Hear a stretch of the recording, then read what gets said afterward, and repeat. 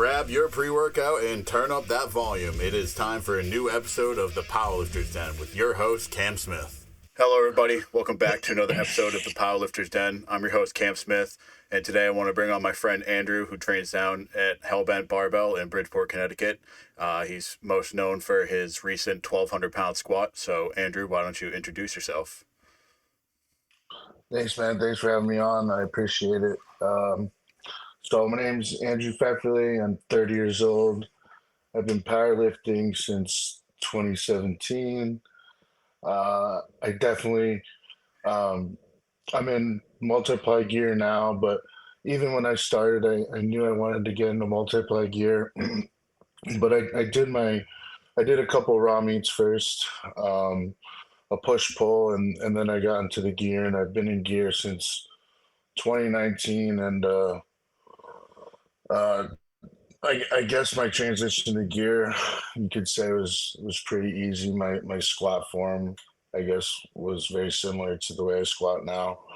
Um, but yeah, besides lifting, I coach football and lacrosse at the high school level, um, and I'm also a personal trainer. So I guess the gym is where I spend most of my time, whether it be lifting or with the kids. So it's what I like to do, and it's where I spend most of my time now. So it's a big priority in my life.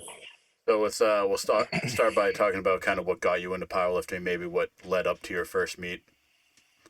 Yeah. So how I got into powerlifting, back in the day, like in high school and before that, I was big like into sports, and ice hockey was my first sport, and then I also played lacrosse and football. Um, and so I was always super competitive, and the goal back then was always to play Division 1 hockey. So I left my high school, went to boarding school to try to pursue that. That didn't end up working out, so I came back, finished high school at my public school. Um, so I played hockey my senior year, but I didn't play in college, so I kind of stopped. My competitive drive kind of died. I didn't really want to do anything. I stopped lifting. I stopped working out for a good couple of years. I would say maybe till I was 23 or 24, even maybe no, 22 or 23. And then I started watching some YouTube videos, some Mark Bell's super training videos of those guys in the gear, and watching the old Jim McDonald videos and all the old WPO stuff. So that's how I got kind of my introduction into powerlifting. And I was watching some elite FTS videos, and I was told to go to, forget what the website was, maybe powerliftingwatch.com, and look up powerlifting gyms in your area. And I believe that's how I found Hellbent Barbell. I looked it up.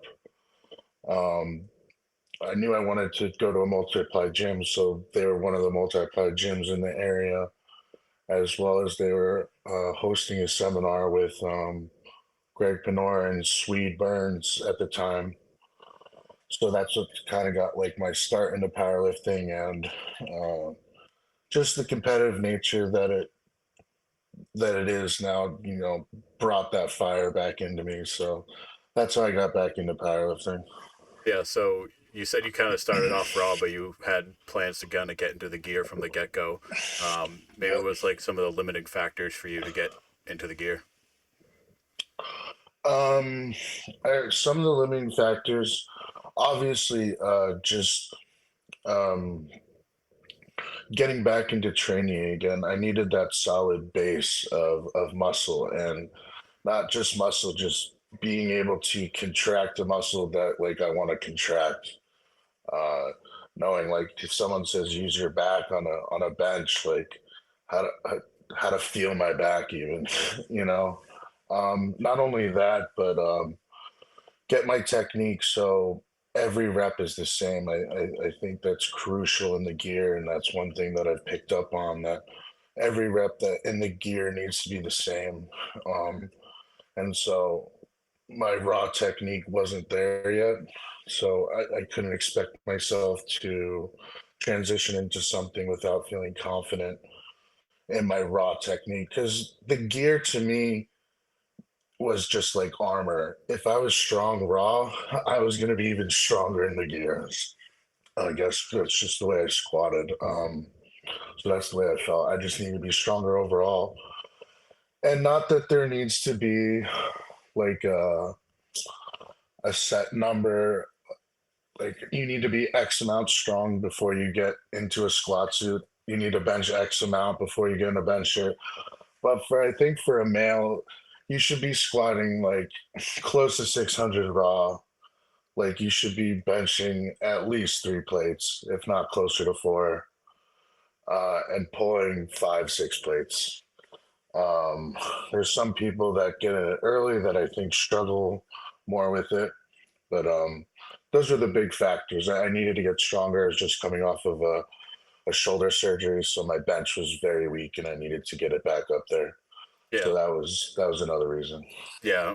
I'm kind of glad that you were talking about like building your base. I think that's something we can dive into a little bit more. I Hmm. mean, multiply is pretty niche, anyways. But I mean, there's some people that join the sport of powerlifting just to do multiply and kind of forget that you still need to be strong to be able to do it, and Oh yeah, the gear does not do all the work. In fact, no, it um, does not.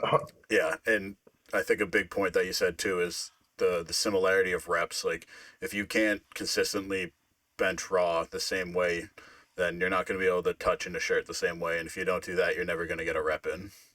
Hmm. For sure, So, for sure. for you, kind of what was that? I guess what was the sign for you that you were ready enough to kind of start transitioning into the gear? Uh,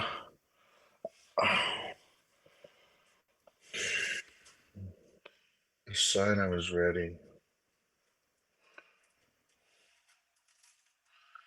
I don't know.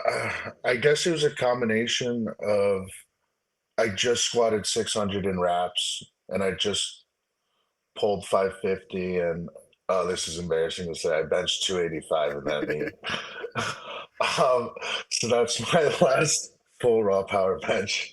But I keep seeing the big guys at the gym. At the time, Mike Jim and Chris would always come down. Those guys squatting 7, 8, 9 plates like it's nothing. And that I also know what it means to be a teammate, and that was the time where I started to go down more and start loading plates and just watching, because I knew eventually I was getting close to the strength. And part of being a good teammate is helping out on those days, especially in gear that you're not really lifting. So it was a combination of seeing those guys, and I think hitting kind of my raw, my raw kind of numbers that I felt I was strong enough to get into the gear. So that was kind of like that main decision. Yeah, and you mentioned that like kind of being a teammate. I think that's one of the biggest or like most important factors in like a multiply crew, and something that I guess like the raw world sort of lacks because you can do it alone.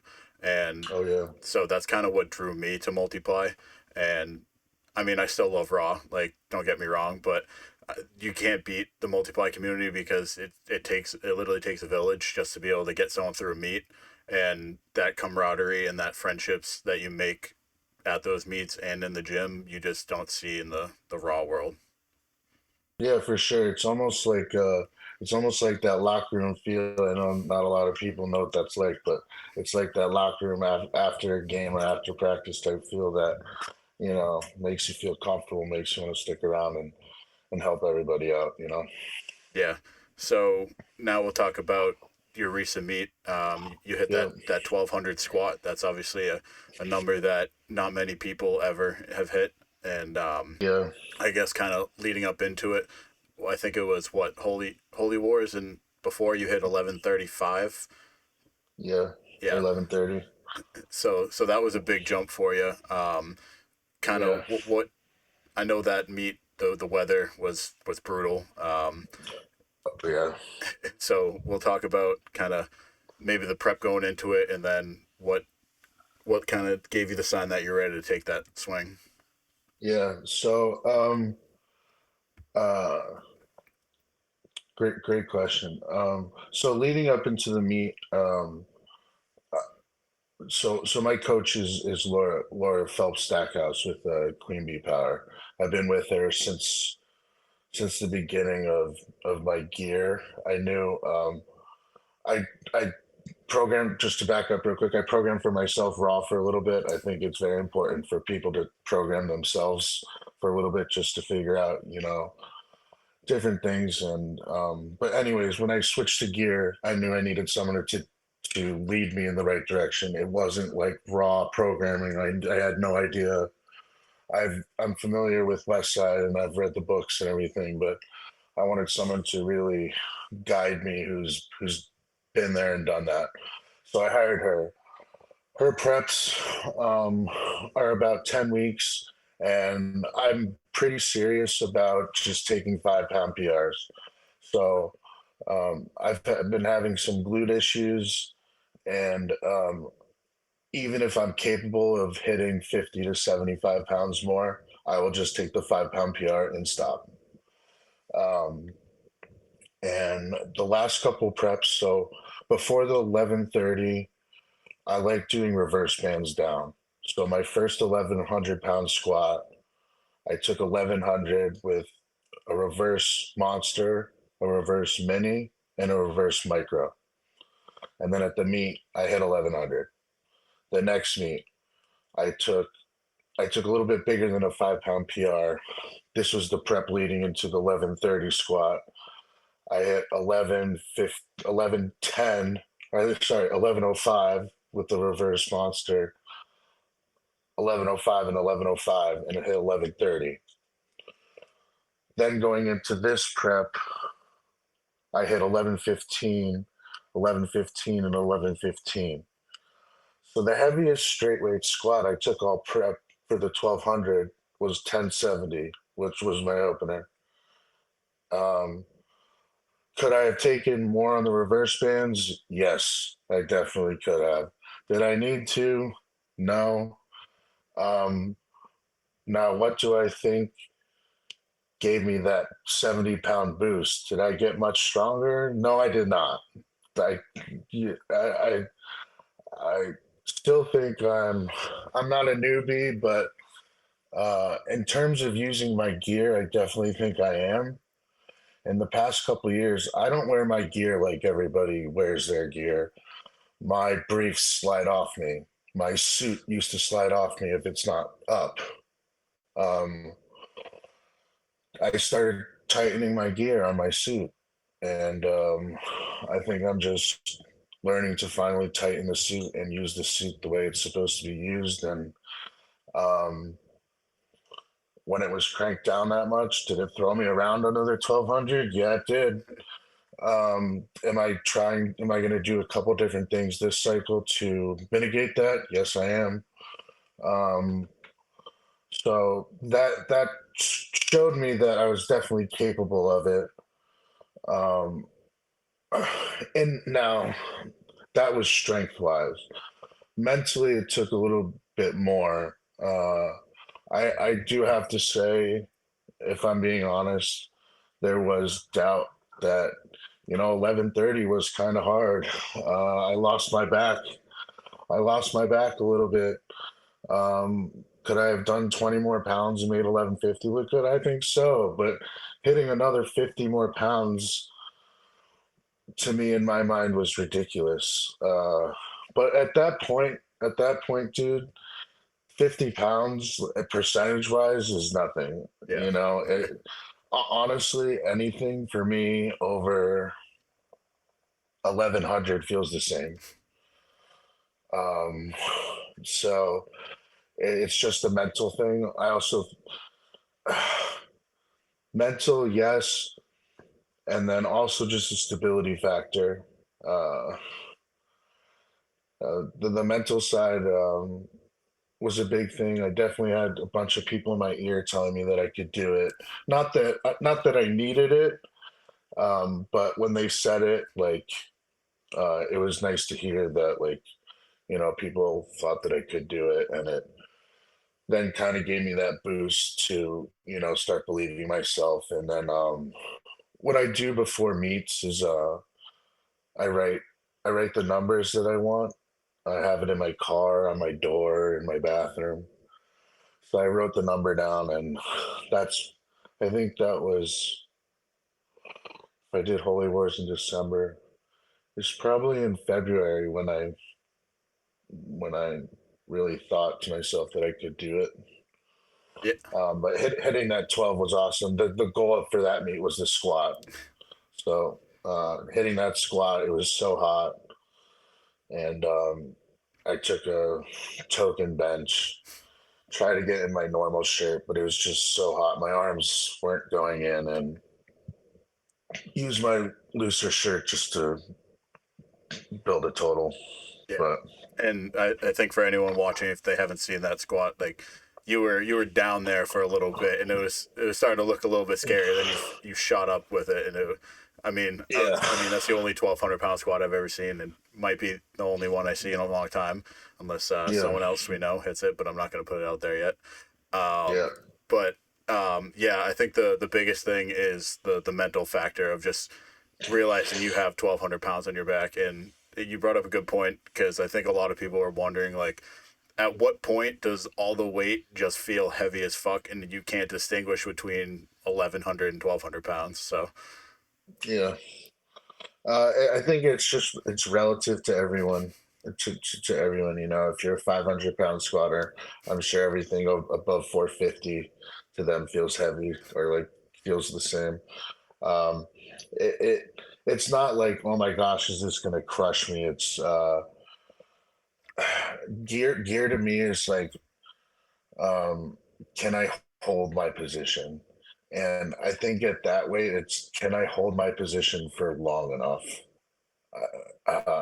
It it gets crazy. It almost gets to a point where you need to go faster down there. But if you go faster, you could lose your position. But if you're going too slow, the tunnel, that eye light vision tunnel, starts closing very quickly. And not that like not that I don't trust the spotters, but 1,200 down there, I don't know if they're going to catch a 300-pound man and 1,200 pounds. So yeah, that's something I definitely haven't experienced yet. I haven't gotten that tunnel vision. We'll see what happens on. Well, by the yeah, time this comes out, we'll already know what happened. But yeah, I think that's something that makes kind of the multiply fun, because obviously we know there's 100 different added variables when you're in the gear, but okay. when the main thing isn't necessarily the strength, but rather the technique, and just if you can kind of survive the lift in a way, I think that's what makes it way more exciting to watch. Oh, I know for sure, definitely.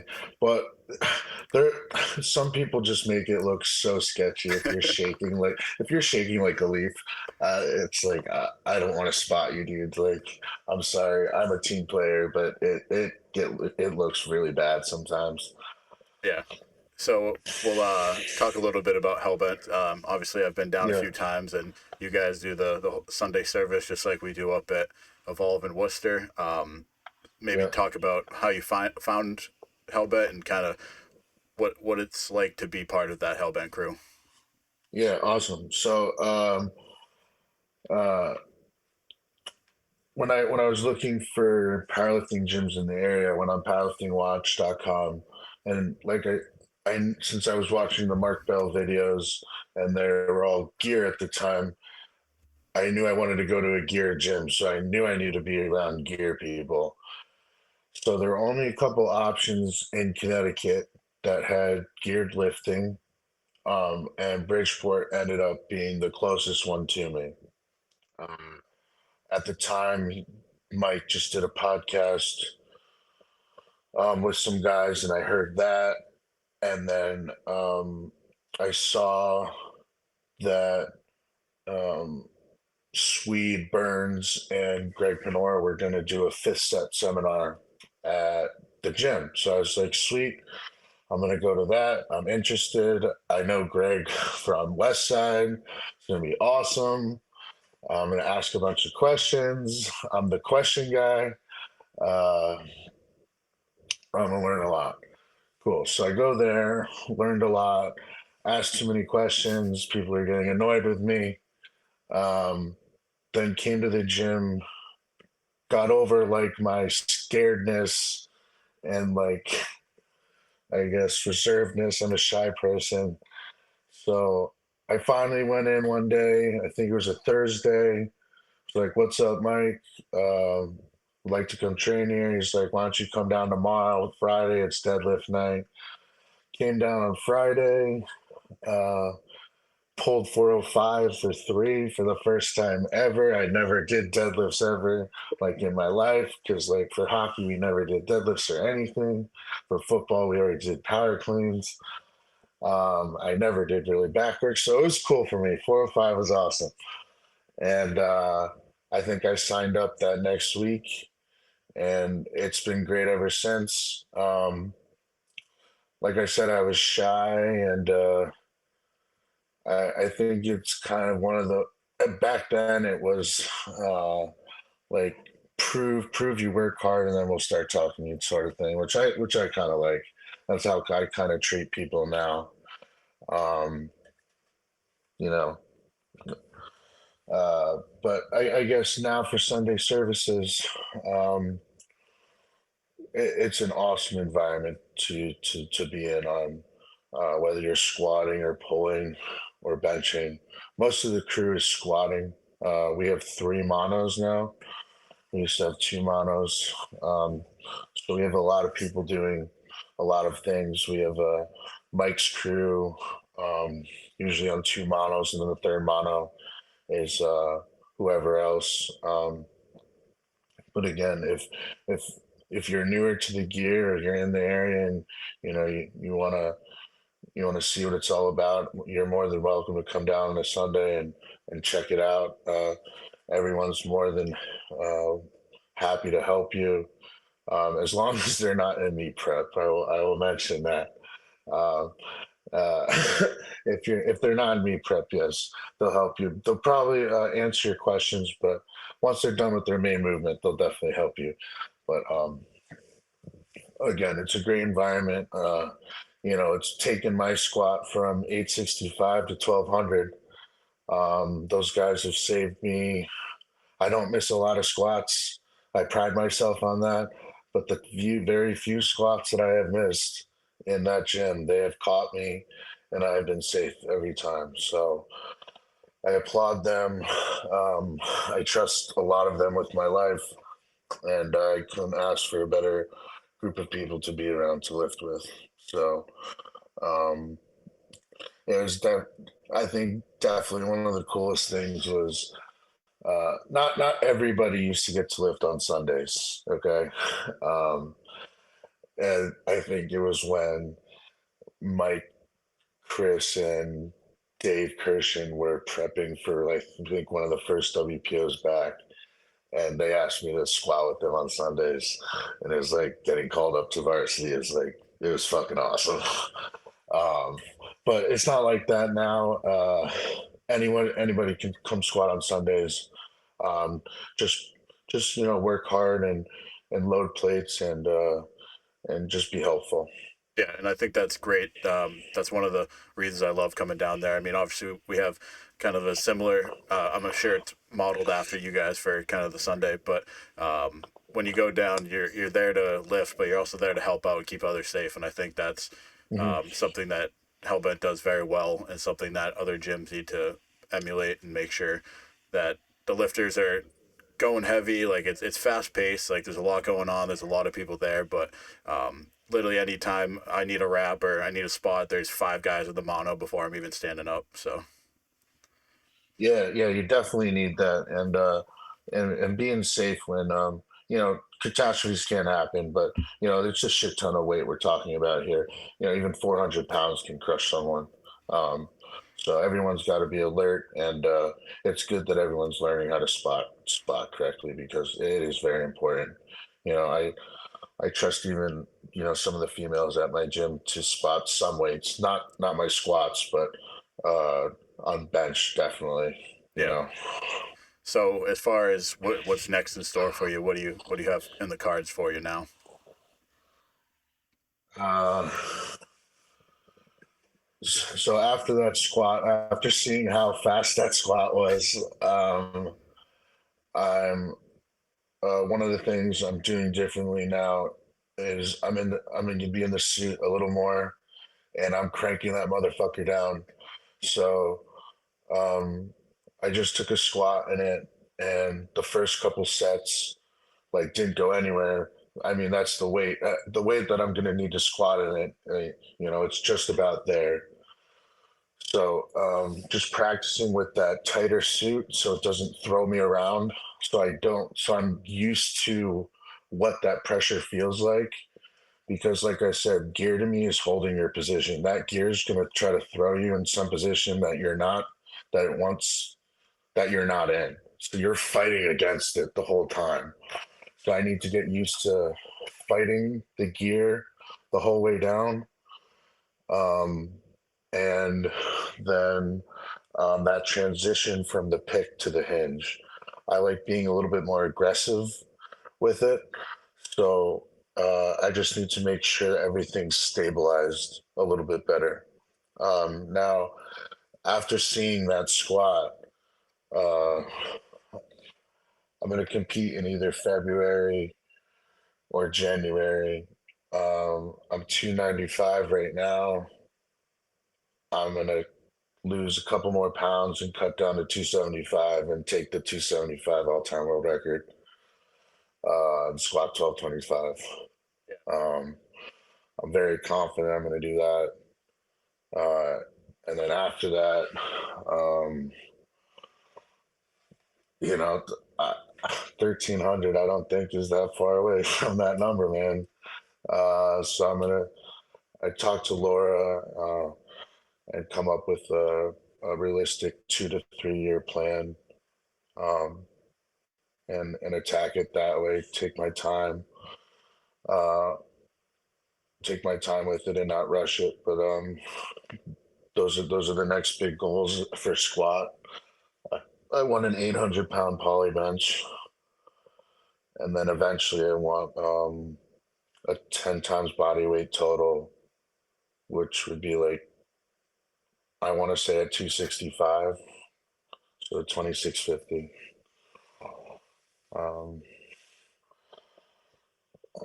yeah, those are my goals for right So, now.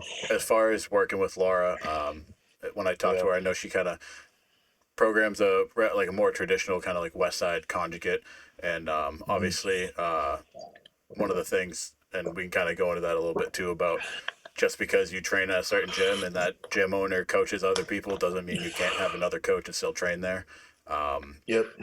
I guess maybe kind of walk us through a week with training with her as well as just kind of being able to maybe balance your Sundays program with what Laura gives you versus what the rest of the Hellbent crew is doing. Yeah, yeah, for sure.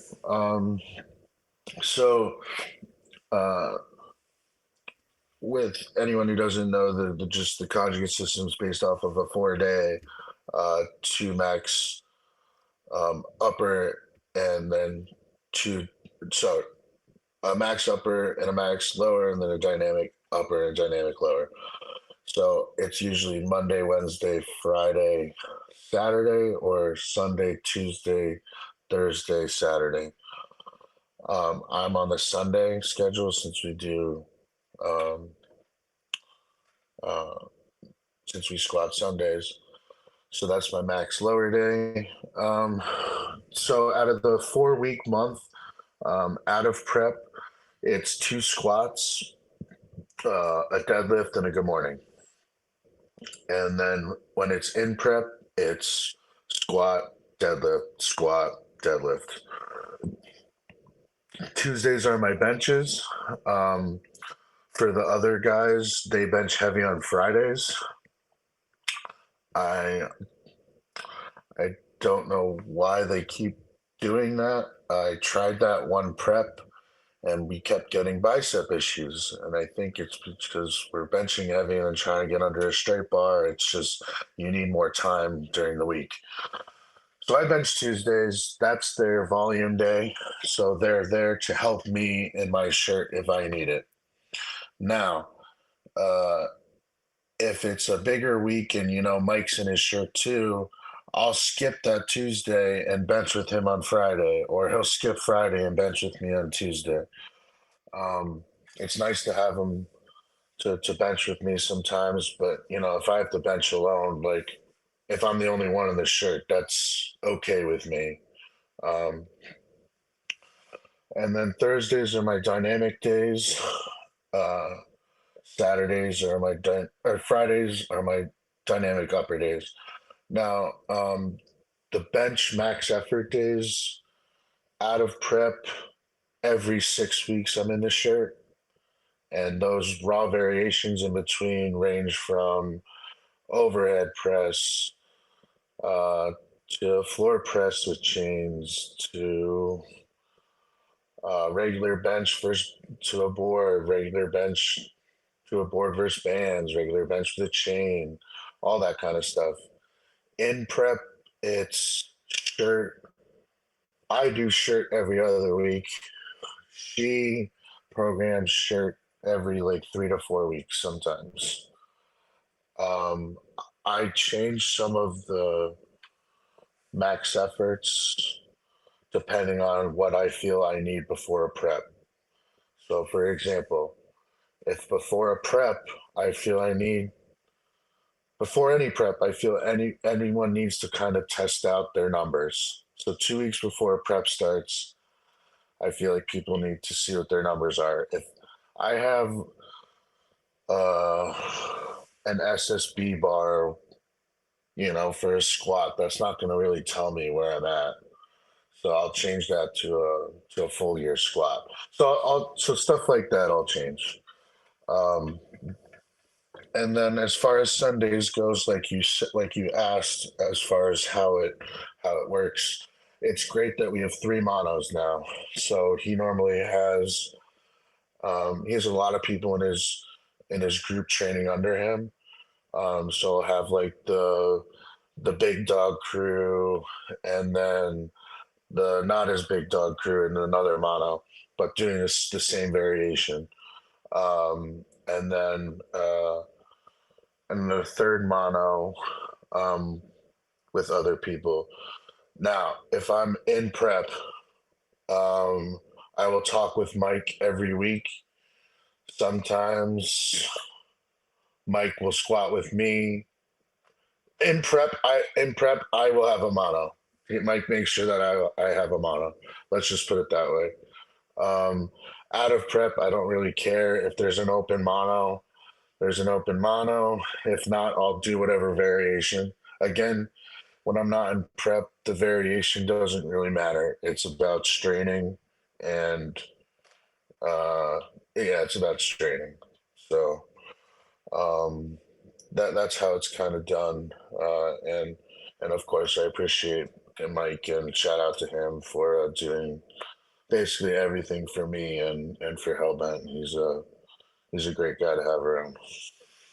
Um, so it's obviously prep can be taxing, and moving the weights you're moving are obviously taxing. So managing Yeah. CNS fatigue is kind of a major thing at your level. Maybe for you, what are some of the maybe the markers or signs that you need to maybe take a load off, or just how do you incorporate like a deload? Um, in meat prep. Yeah. Okay, so um, I kind it's she kind of has it built in.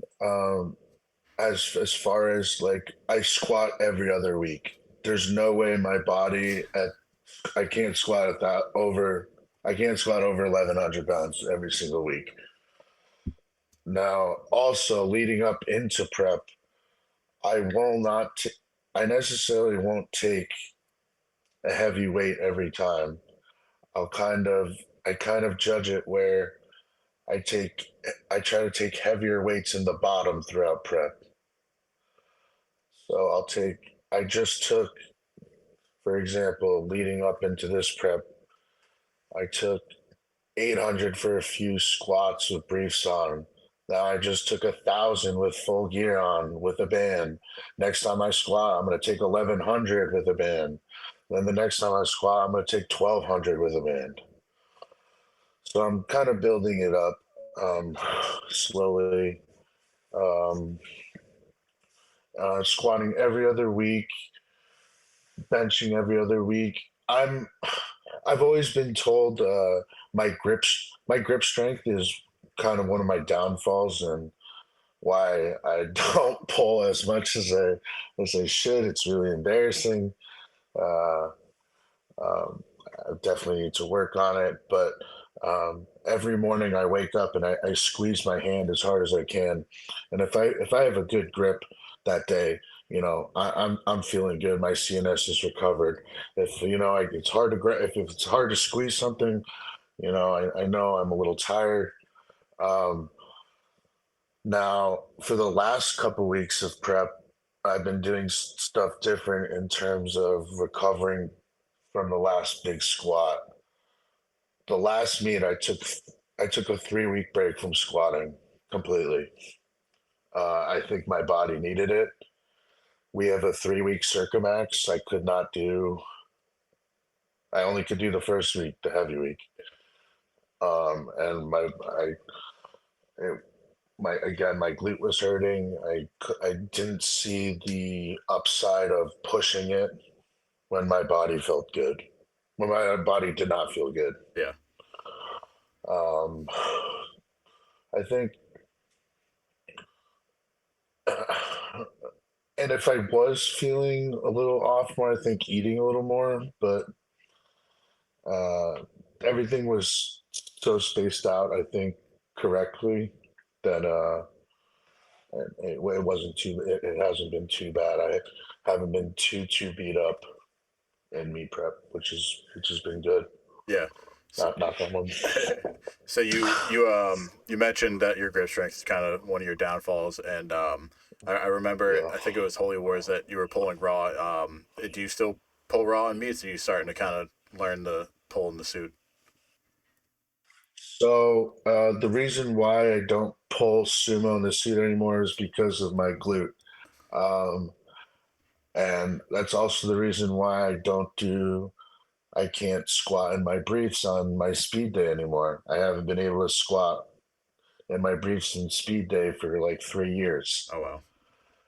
So I squat raw on that day, but I squat close stance. Um, so it's it's just a quick thing about that. Louis always talks about it takes a certain amount of volume for a certain amount of for an 800 pound squatter, 900 pound squatter. I was so scared of taking that volume out initially because I was just hurt, but it ended up forcing me to recover more, which was strange. Yeah. And so I pushed the speed work during. I don't do brief speed work anymore, which is funny. I'm sorry. What did you say again? The why you don't pull in the suit? Oh, why I don't pull in the suit? Okay, so my glute hurt. My glute hurts, and I only pull. My best pull was 665 at 280, and I've only gained weight since. And since I've gained weight, my bench has gotten better.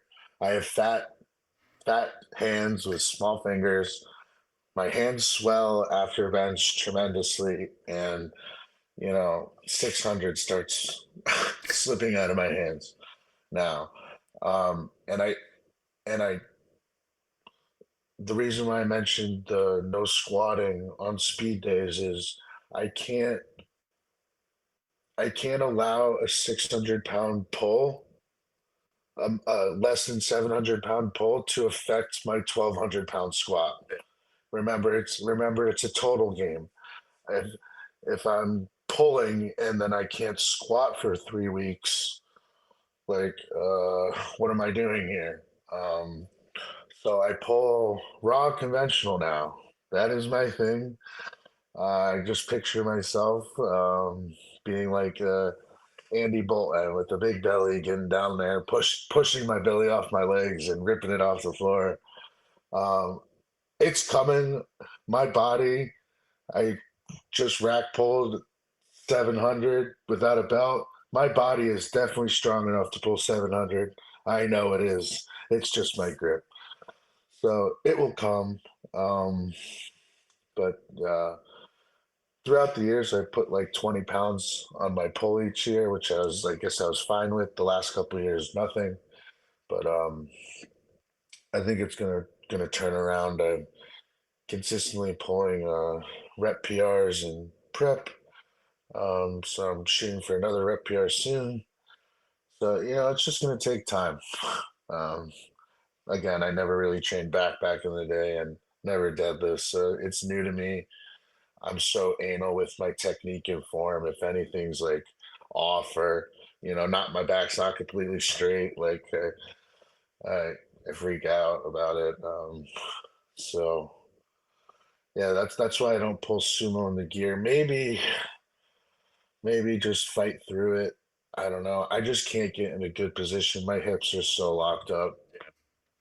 And Yeah. it's kind of going back to what you said before about like the 5 pound PR. This kind of ties in with the it is a long game, and just something Yeah. that kind of helps me realize that is at my first meet ever, I tried to pull 600, and I've been competing for 4 years, and I didn't pull 600 until May of this year. So, and then now this prep, obviously I'm using gear, but this prep pretty much every single heavy day I've pulled over 600 for reps. So it just shows It's that, awesome. yeah, you just gotta be patient. It'll work itself out eventually. Yes, eventually it will. And oh my goodness, that feeling of when it finally goes, it's going to be a Exactly. great feeling. Yeah. Yeah. Um, but I consciously like I need to start training my grip. Um, she has it on like I have these 2 extra days that I can do. She has it on one of them. I just need to get in there and do it.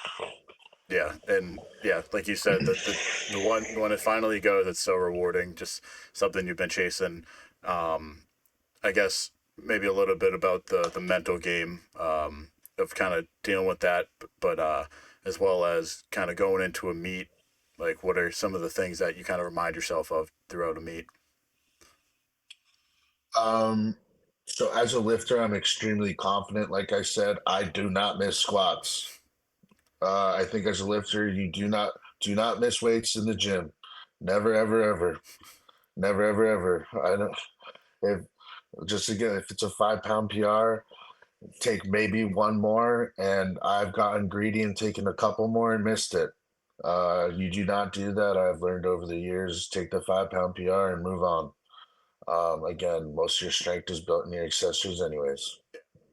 And I think not only, obviously, it's good you want to chip your PRs, but even Yeah. if you leave more in the tank, not only does missing a lift kind of fuck with your mental game going into a prep, but it also really affects your CNS because, I mean, it's a over max weight. Even if you mess it up in the technique wise, you're still frying your body. Oh yeah, for sure. And I think just not positive affirmations, but ever since I squatted my first 600, I carry booklets around and I write down my thoughts and different things down in. But almost like Bart Simpson, like when he got in trouble, like uh, I I can squat 600. I can squat 600. I'm strong enough to squat 600. I'm strong enough to squat 600. I will squat 600. I will squat 600. Stuff like that. Um, Constantly just echoing stuff like that in my ear. Um, and again, not missing in prep. Um, and I think another thing people need to work on, I've been really good with this, is that just having a short-term memory.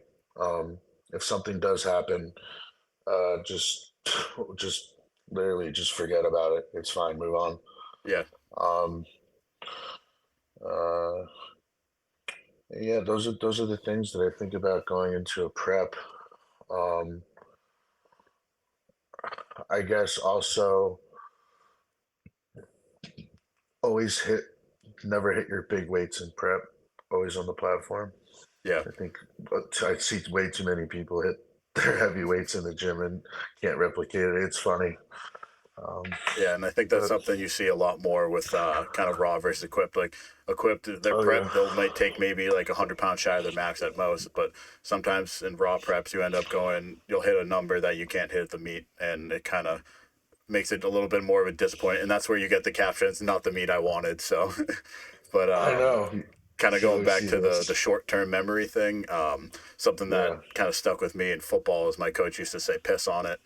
Just once the play is over, the play is over. You miss the squad, just hit the next one. It doesn't matter what happened in the Mm. past. You still got a rest of the meet to finish.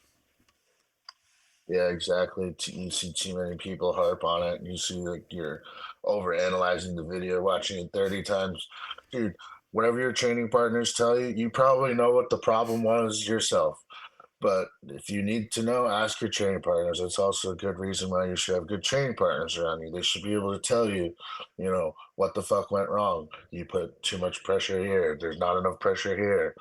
This happened. I saw this. So just, you know, having that short term, trusting yourself or that person that either your handler or your training partners that are there, and just move on, like you said.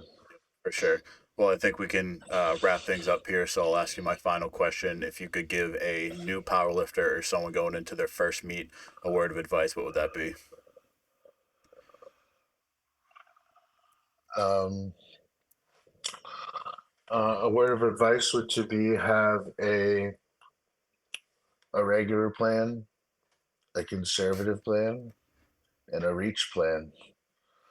I think having different plans, having a total that you want, with different numbers, making that outcome happen.